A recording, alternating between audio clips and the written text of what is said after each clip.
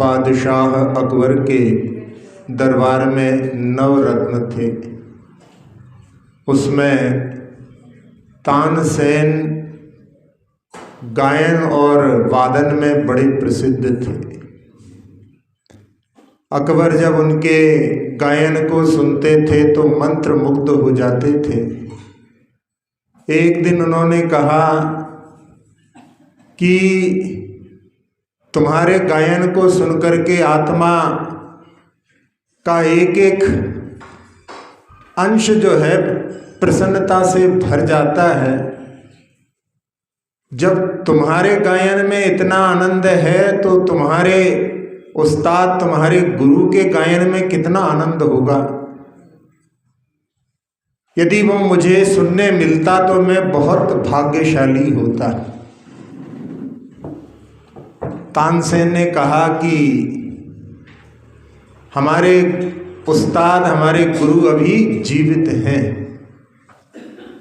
सुन करके बादशाह ने कहा फिर उनको आमंत्रित करो, दरबार में मैं उनका गायन सुनना चाहता हूँ। तानसेन बोले कि हमारे गुरु किसी दरबार में नहीं जाते।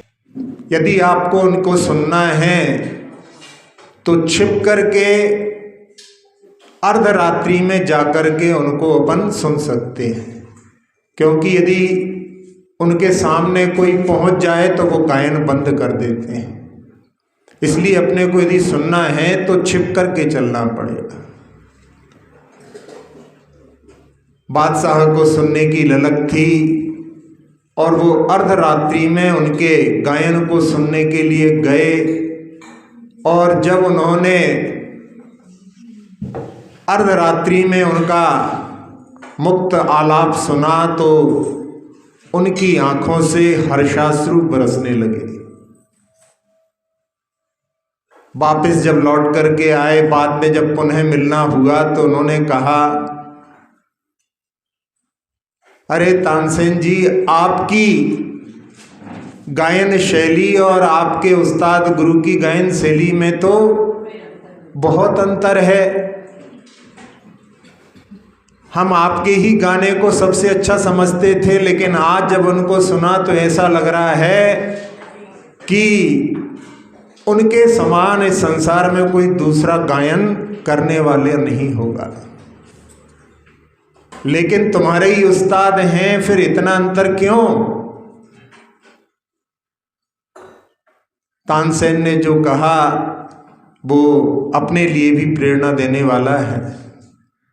उन्होंने कहा कि मैं यहाँ पर जो गायन करता हूँ वो शोहरत पाने के लिए, मेरी प्रसिद्धि हो, मेरी तारीफ हो, मुझे धन मिले, ये आकांक्षा से लेकर मैं यहाँ पर गायन करता हूँ। और मेरे उस्ताद गुरु जो हैं वो जहाँ पर गाते हैं वो अपनी आत्मा की आवाज़ पर गाते हैं, परमात्मा की भक्ति करने के लिए गाते हैं। उनको कोई लौकिक आकांक्षा नहीं होती, इसलिए उनके गाने में ऐसी उत्कृष्टता है।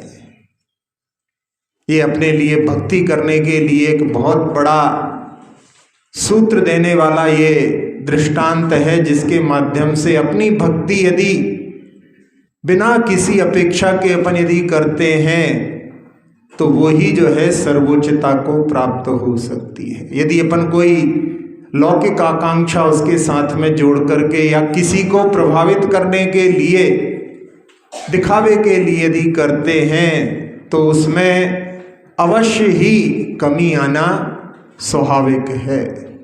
इसलिए अपने लिए जहाँ आराधना करते हुए निष्काम भक्ति के लिए कहा गया है, क्योंकि यदि कोई अपन अपेक्षा रख करके करते हैं तो वो जो है एक सौदा होता है, वो भक्ति नहीं होती। इसीलिए किसी शायर ने लिखा, इबादत के बदौलत फिरदौस मुझे मंजूर नहीं। फिरदौस का अर्थ होता है स्वर्ग की संपदा। इबादत के बदौलत फिरदौस मुझे मंजूर नहीं, मैं बेलोस बंदा हूँ, मैं कोई मजदूर नहीं। जहाँ मजदूर होता है, कुछ घंटे काम करता है, तो उसमें वो चाहता है कि हमको इसके बदले कुछ प्राप्त हो। लेकिन जो भगवान की भक्ति करने वाला होता है वो कहता है भगवान आपकी भक्ति करते समय हमारे परिणामों की निर्मलता की प्राप्ति होती है, बस वो ही जो है हमें सबसे बड़ा वहाँ पर जो है उपहार अपने आप मिल जाता है, उसके माध्यम से और कुछ हमें प्राप्त हो इसकी हम आकांक्षा नहीं करते। जहाँ बिना मांगे ही सब कुछ मिल जाता है, पेड़ की छाया में जाओ तो छैया अपने आप मिल जाती है, फिर भी उससे अपन कहो कि हमको छैया दे दो छैया दे दो, तो ये तो बेईमानी है।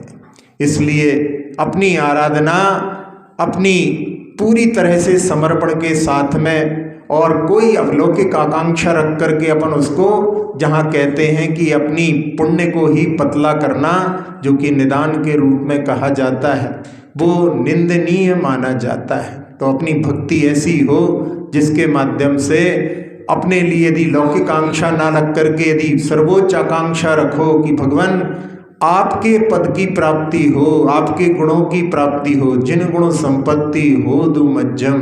भगवान के पास जाकर के भगवान को ना मांग करके भगवान से कुछ मांगना, मतलब हमने अभी भगवान के स्वरूप को सही समझा नहीं। हम उनके पास में भी जा करके और उनकी चाह ना रख करके और कुछ चाह रख रहे हैं, इसका मतलब है हमारी अभी सही भक्ति का प्रादुर्भाव नहीं हुआ है।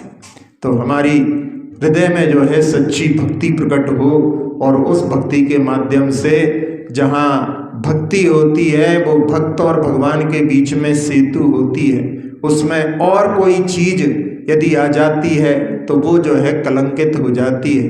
अपना सीधा संबंध भगवान से बने, सब लोग ऐसी उत्कृष्ट भक्ति को प्राप्त करें, ऐसी भावना के साथ में